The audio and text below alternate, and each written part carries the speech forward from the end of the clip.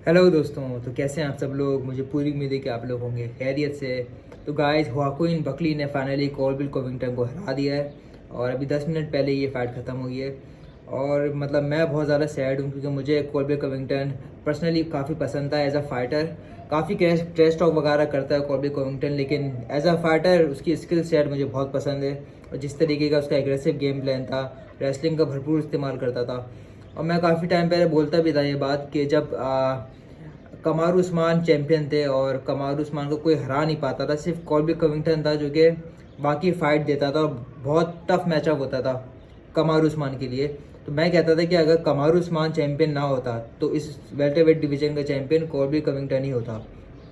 तो कॉल्बी कविंगटन एक ज़माने में उस पीक के ऊपर था अपने कैरियर की, लेकिन अब देख के ऐसा लगता है कि मतलब उनका डाउनफॉल लिटरली स्टार्ट हो चुका है।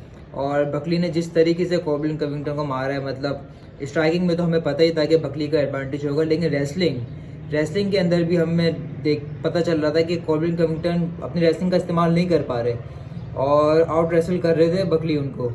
और तीसरे राउंड के अंदर तो मतलब लिटरली मुझे अफसोस हो रहा था कि जब इतनी ज़्यादा ब्लीडिंग हो रही थी यार कॉल्बी कविंगटन को, क्योंकि बकली ने पूरी उनकी आई के ऊपर जो आई लेड होती है वहाँ पर कट कर दिया था। वहाँ से बहुत ज़्यादा ब्लीडिंग हो रही थी कॉल्बी कविंगटन को। तो तीसरे राउंड के अंदर उनसे ना स्टैंड अप गेम खेला जा रहा था और वो रेसलिंग के लिए जब जा रहे थे तो बिल्कुल थके हुए थे, सारा स्टैमिना ख़त्म हो चुका था, गैस्ट हो चुके थे बहुत बुरी तरीके से।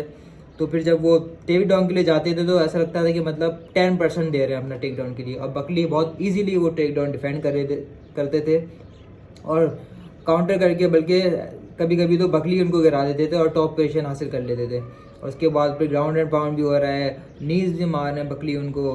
अच्छा, ये बात अच्छी है कि मतलब इतना पिटने के बाद बुरी तरीके से उनकी आई पे कट आया हुआ है और बहुत ब्लीडिंग हो रही है, फिर भी कॉल्बी कविंगटन ने हार नहीं मानी।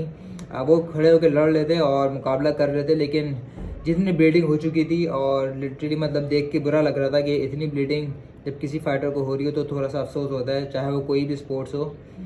तो वो फिर डॉक्टर्स वगैरह आ गए और रेफरी ने फाइट स्टॉप कराई और डॉक्टर ने लिटरली बोला कि अगर ये फाइट स्टॉप नहीं हुई तो फिर कॉल्बी कविंगटन अपनी आंख लूज़ भी कर सकते हैं। उनकी आई वहाँ इतनी डैमेज हो चुकी थी कि वो ज़िंदगी भर के लिए उनकी देखना ख़त्म हो जाता, ब्लाइंड हो जाते वो एक आंख से या जो भी था।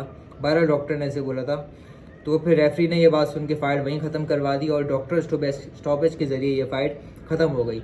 तो मुझे बड़ा अफसोस हुआ, मैंने एक्सपेक्ट किया था कि कॉल्बी कविंगटन बेटर करेंगे इस फाइट के अंदर, क्योंकि बकली मतलब कोई अनडिफिटेड फाइटर नहीं है, बहुत अच्छे फाइटर हैं और अब तो 6 फाइट विन स्ट्रीक पे आ चुके हैं। हो सकता है बहुत जल्दी चैम्पियनशिप के लिए लड़ें, लेकिन कॉल्बी कविंगटन मुझे लग रहा है इससे बेटर परफॉर्मेंस दे सकते थे। लेकिन मुझे लग रहा है कि कहीं ना कहीं जब वो हारे हैं लियोन एडवर्ड से, जब वो हारे ना, तब से उनका डाउनफॉल स्टार्ट हो ही गया है, क्योंकि वो बहुत ईजिली हार गए थे। इससे पहले जब उनकी चैंपियन से फाइट होती थी कमारू उस्मान से तो बहुत टक्कर की फाइट होती थी, लेकिन लियोन एडवर्ड ने उनको मतलब ईजिली हरा दिया था। तो शायद उनका बहुत वहाँ कॉन्फिडेंस लूज़ हो गया और फिर जब वो अब बकली से लड़े तो बिल्कुल ही ज़ीरो परफॉर्मेंस थी, समझ नहीं आया कि मतलब क्या ट्रेनिंग करके आए थे। तो होता है बहरहाल ये, और जो आपके फेवरेट फाइटर्स होते हैं उनका डाउनफॉल स्टार्ट होने लगता है। हमने बहुत बार देखा, टोनी फर्गसन के साथ हमने देखा, और मतलब लिस्ट तो बहुत बड़ी है इस चीज़ की, कॉनर मैकग्रेगर। तो मुझे लग रहा है कॉल्बी कविंगटन भी उस फाइटर की लिस्ट में हमें डाल देना चाहिए। अब मुझे लग रहा है कि उनकी एज भी काफ़ी हो चुकी है, अब मेरे ख्याल से 3-4 साल बचे होंगे उसके अंदर, शायद कम बैक हो। तो ये था गाइस। तो फाइट ज़रूर देखिए, अभी हुई है ये, तकरीबन 20 मिनट हो चुके हैं, तो आप लोग जाके देख सकते हैं फाइट बकली वर्सेस कॉल्बी कविंगटन की। तो वीडियो पसंद आए तो लाइक करें, शेयर करें और सब्सक्राइब ज़रूर करें। Thank you so much.